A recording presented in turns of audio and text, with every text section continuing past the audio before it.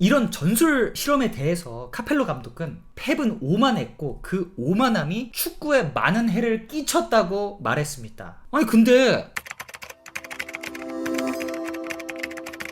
로빈요 펩이 정말 현대 축구를 망쳐놓았을까가 오늘의 주제입니다. 당연히 제가 주장하는 건 아니에요. 방구석에서 한국 축구 유튜버가 요즘 축구는 펩이 다 망쳐놨어. 뭐 다들 똑같이만 하고 재미가 없잖아. 가 아닙니다. 사실 형들도 좀 한 번쯤 들어보셨을 것 같아요. 후방 빌드업, 전방 압박. 요즘 뭔가 다 후방부터 짧게 풀어나와서 그래야 좋은 축구고, 킥하면 무전술 축구고, 윙들도 뭔가 시원시원한 돌파보다는 다시 U자로 나와서 재정비하고, 축구가 다 비슷해졌다, 좀 재미가 떨어졌다 라는 거 한 번쯤 느껴보셨을 거예요. 그리고 형들, 축구는 누구 노름이다? 감독 노름이다 라고 생각하신 분들은 이 영상 끝까지 보시길 바라겠습니다. 여러분들은 지금 세뇌 당했을 수도 있어요. 오늘 얘기의 시작은 전 밀란과 잉글랜드 감독으로 유명한 전설적인 감독 카펠로, 최근 이분께서 한 말이 꽤 직설적입니다. 펩은 오만하다. 2023년 맨시티 챔스 우승 때만이 그나마 그가 평범한 전술을 들고 나온 경기다. 그전에는 매번 중요한 경기 때마다 선수들이 아닌 자기 전술이 주인공이 되길 바랬다.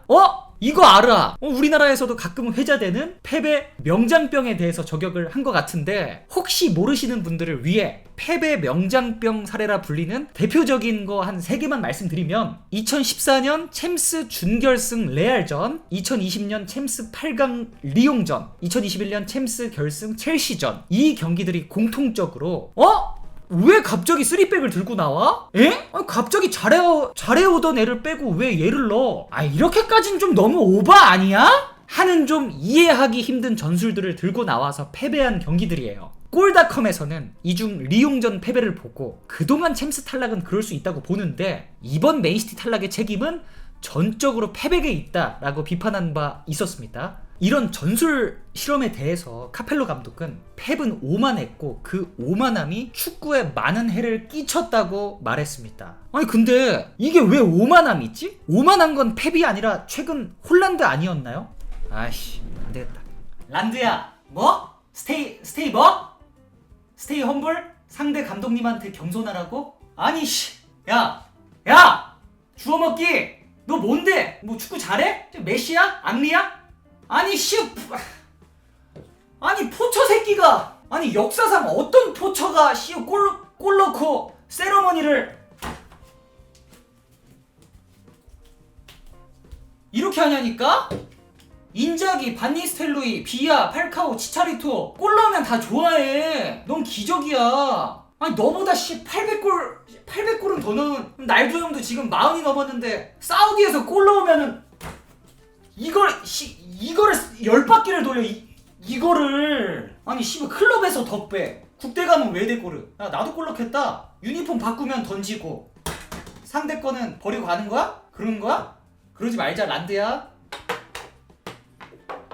자 다시 돌아와서, 네 뭐 펩의 오만함은 뭐 그럴 수 있다 치지만, 아니 전술적 실험 실패가 팀의 선수들, 팬들이 좀 희생당한 걸 수는 있는데 이게 축구 전체에 해를 끼쳤다고? 내용은 이렇습니다. 자꾸 이렇게 꼭 중요한 경기, 임팩트 있는 경기 때마다 처음 보는 전술을 들고 나와서 실패를 하게 되면 결국 나중에 펩이 이겼을 때는 선수들이 아닌 내 전술 아이디어가 이긴 거고, 그동안의 실패는 단지 천재의 실험적 실패처럼 미화가 될 것이고, 그럼 결국 복잡한 전술을 쓰는 감독이 명장이다라는 착각을 하게 만들 것이다. 축구는 더 이상 선수들이 아닌 감독 노름이다 라는 인식을 전 세계적으로 심어주게 된다는 거죠. 아니 근데 이 말도 일리가 없진 않은 게, 진짜 요즘 축구는 감독 노름이다라는 말을 그 어느 때보다 많이 듣고 있긴 한 것 같아요.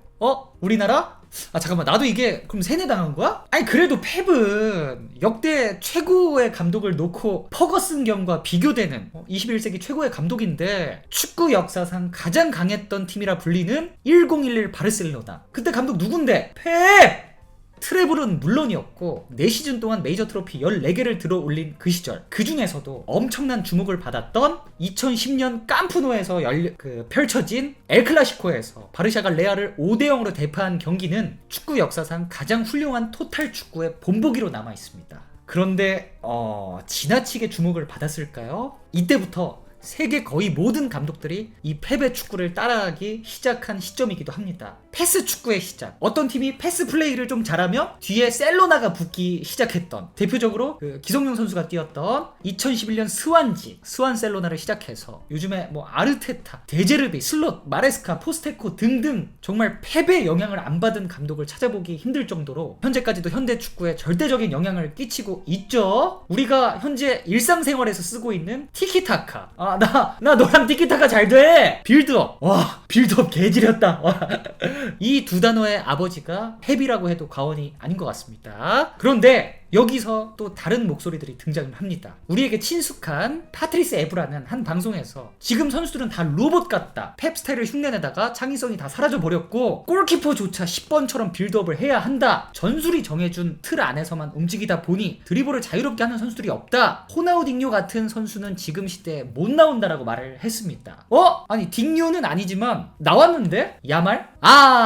이제 더 많이는 못 나온다라는 뜻이겠죠? 이 에브라의 발언을 빗대어 몇몇 사례들을 살펴보면 잭 그릴리시도 사실 빌라 시절에는 창의적인 드리블러라는 평가를 받았었는데 맨시티 이적 이후에는 공포도 좀 줄고 임팩트도 좀 약해진 얌전한 윙어로 전략한 면이 있고, 반대로 맨시티를 떠난 선수들 중에는 비교적 도전적인 모험을 좋아하는 선수들이 많이 있었습니다. 페란 토레스, 스털링, 제주스, 칸셀로, 그리고 최근에 파머와 알바레즈까지 여기에 포함을 시켜야 할까요? 이런 선수들보다는 홀란드, 포든, 베실바, 귄도안, 로드리 같은 성향의 선수들과 펩은 더 잘 맞는 것 같아 보이기도 합니다. 메시랑 덕배는 사실 예외로 빼도 좋지 않을까요? 펩 바르샤 시절 한 시즌 만에 이적한 이브라히모비치도 감옥 같았다, 난 자유를 원했다 라는 말을 남기기도 했고, 마찬가지로 앙리도 바르샤 시절 자신이 선제골을 넣었음에도 불구하고 과르디올라의 명령을 어겼다는 이유로 교체당했던 일화를 밝힌 적도 있었습니다. 그리고 또 이탈리아의 전설적인 수비수 키엘리니는 요즘 이탈리아 수비수들이 빌드업은 잘하는데 정작 크로스 상황에서 마크를 못해요, 이 말이 시사하는 바는 그런 것 같습니다. 이탈리아 하면 뭐였죠? 빗장 수비. 독일 하면 전차 군단, 브라질 하면 삼바 축구, 프랑스 하면 아트 사커, 대한민국 하면 히딩크식 송종국 압박 플레이 였는데, 이제는 전 세계가 티키타카, 빌드업, 대한민국도 빌드업, 아르헨티나도 빌드업, 인도네시아도 빌드업, 파푸아뉴기니도 빌드업. 선수도 다르고 문화도 다른 곳에서 무작정 따라만 하다 보니 축구의 다양성이 사라지고 각 나라의 고유색도 점점 흐려지고 있는 게 아닐까. 이에 대해 전 아르헨티나 국대 호르헤 발다노또, 요즘 아카데미는 평균적인 선수는 발전을 시키지만 독창적인 선수는 죽인다, 전부 완투타지 플레이만 하고 드리블도 예측 불가한 움직임도 줄었다 라며 모두가 펩 축구를 따라하게 됐을 때 리스크에 대해서 설명을 했습니다. 그렇습니다. 꽤 많은 사람들이 펩에 대해서 그저 좋기만 한 시선을 가지고 있지 않은 건 분명한데, 이쯤 되면 펩 얘기도 좀 들어봐야 할 것 같습니다. 그는 왜 그토록 전술에 집착했고 왜 그렇게까지 철저하게 경기 전체를 통제하려 했을까? 이 질문의 답은 바로 펩이 누구에게 배웠고 누구에게 감명을 받았는가에서 시작이 될 것 같습니다. 라마시아에서 자란 펩은 그곳에서 요한 크루이프의 철학을 몸으로 체화했어요. 공간을 이해하고 볼을 소유하고 공격을 최대한 확률 높은 방식으로 완성하는 법을 배운 거죠. 펩은 말했습니다. 나는 크루이프가 만든 것을 그저 다듬었을 뿐이다. 그리고 또 한 사람, 펩이 감독이 되기 전에 축구관 자체를 뒤흔든 인물이 있었는데 그건 바로 남미 최고의 전술가라 불리는 마르셀로 비엘사. 펩은 감독 데뷔 전에 직접 아르헨티나로 날아가서 비엘사와 11시간 동안 축구 얘기만 한 건 유명한 일화죠. 펩은 말했습니다. 비엘사와 대화를 나누고 나면 세상을 보는 눈이 달라집니다. 제가 가장 존경하는 감독은 비엘사입니다.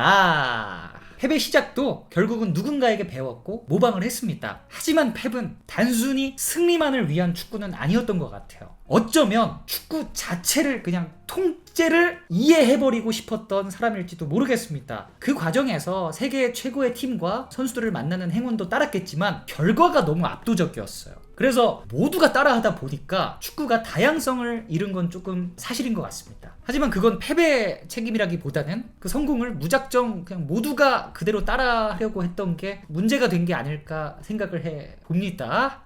결국 펩이 축구를 망쳤느냐? 그건 아닌 것 같아요. 이 방식이 너무 성공적이다 보니까 다른 방식들이 밀려났다는 게 본질일 수 있을 것 같습니다. 다행히도 축구는 끊임없이 진화합니다. 사비 알론소, 스칼로니, 나겔스만 등등 펩의 스타일과 완전히 다르다고 볼 수 없지만 조금씩 그래도 자기만의 스타일을 고수하는 젊은 감독들이 나오고 있거든요. 그리고 펩 본인조차도 최근에는 전술적으로 더 유연해지고 있어요. 축구는 앞으로 계속 변화할 거고 변화의 한 축으로서 펩은 지워질 수 없는 존재가 될 것만은 분명해 보입니다. 마지막으로 펩이 아닌 제가 생각하는 진정 현대 축구를 망친 첫 번째 인물이 있는데 그건 바로 메시입니다.